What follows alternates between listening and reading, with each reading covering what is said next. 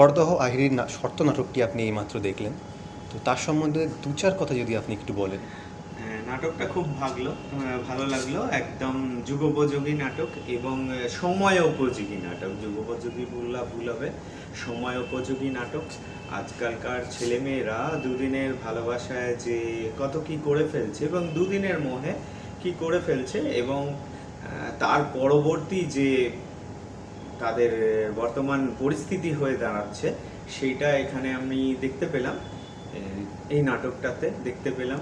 তো অনেক কিছু রিলেট করতে পারলাম বর্তমান সময়ের সঙ্গে সঙ্গে।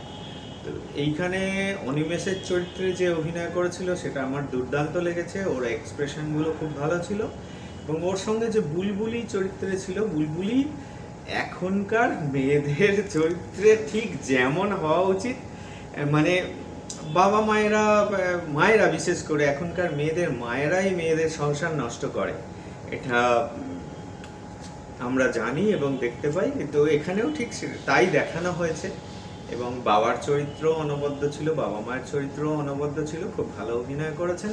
তবে স্পেশালি আমি বারবার বলবো, অনিমেষের চরিত্রের এক্সপ্রেশনগুলো দুর্দান্ত ছিল, বুলবুলির চরিত্রের এক্সপ্রেশনগুলো দুর্দান্ত ছিল।